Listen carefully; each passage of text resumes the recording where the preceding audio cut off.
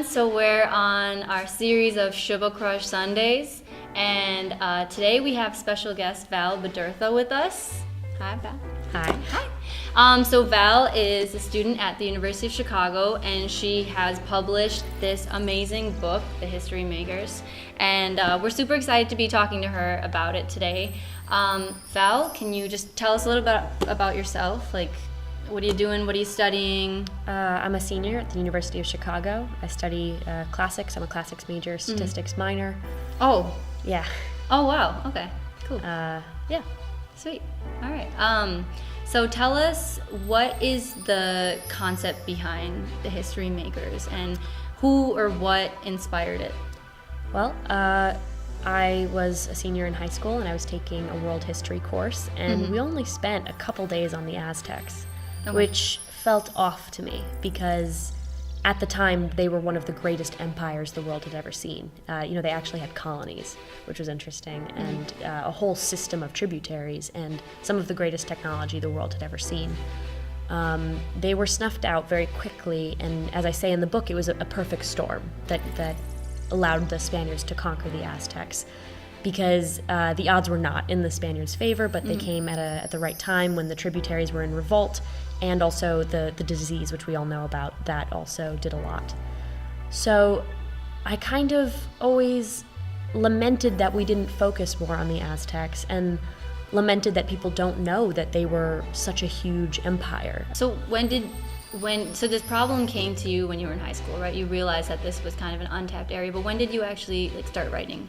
Versus when you got published, and yeah. My teacher assigned us to write a short story as part of a homework assignment. She said, we're going to do something different, we're going to do a creative assignment, and you're to write a short story from the perspective of a Mayan or Aztec citizen. Okay. So I turned in something a little different. I turned in something that, in alternate history, the Aztecs had won. It was 500 years later, and they continued to grow at the rate that they had been growing. So it was a different take on it, but she loved it, and she told me she thought it would make a great YA novel. And then you just did it. Yes. Wow, that's amazing. How did you get into writing then? Like writing full stories? I mean, you're a classics major, so obviously that's your thing, but when did you start writing? And I had always written little humor pieces in my school's newspaper and stuff like that, and I was pretty involved in some comedy groups. I've written stand-up for a while as well. Yeah. My approach was always with humor, and it doesn't change the fact that I have this interest in history and also a fascination with alternate histories. People tend to focus on the ones based on the Nazis in World War II. We have such an influx of stories told about, what if the Nazis had won? And you got Philip K. Dick, you got Philip Roth, you've got The Man in the High Castle, all that stuff. And so that's sort of the norm in our world, and you didn't see that for a YA audience at all. So an alternate history about a civilization, historically speaking, we don't talk about that much, would prove very interesting to 14-year-olds, I'm hoping. Yeah, for sure. Val also does, you do writing, and do you also act in off campus?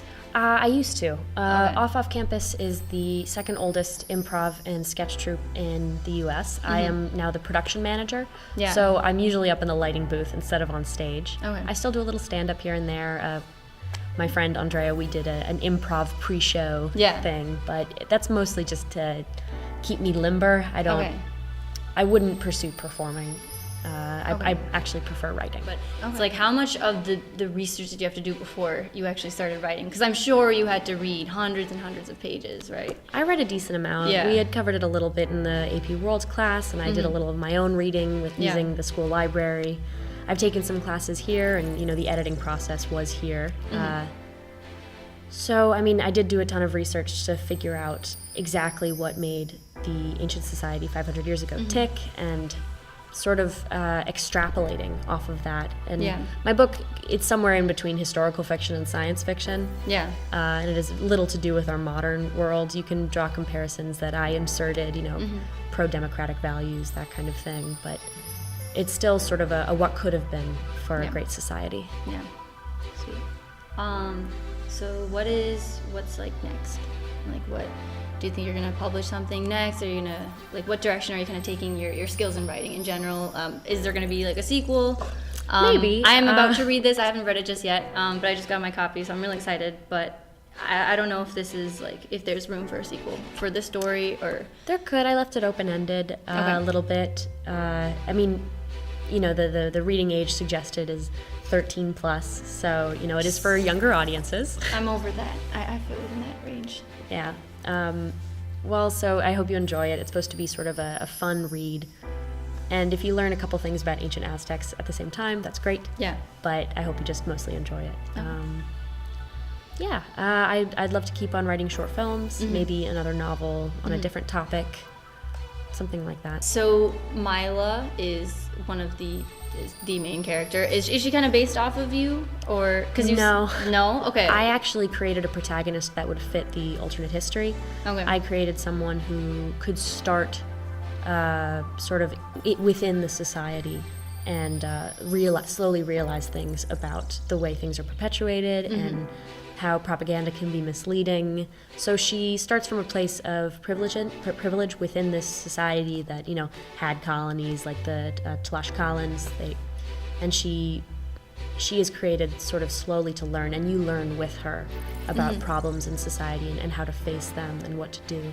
Okay. And I'm hoping that it'll be a little bit of a starter course into things like politics and taking an active stand in your community for younger audiences. Okay. So we have one kind of silly question for you.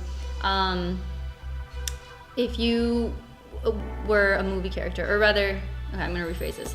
What movie character do you think that you're most similar to in any movie that has ever been made? I don't know if you're like a movie stan. I assume you would be.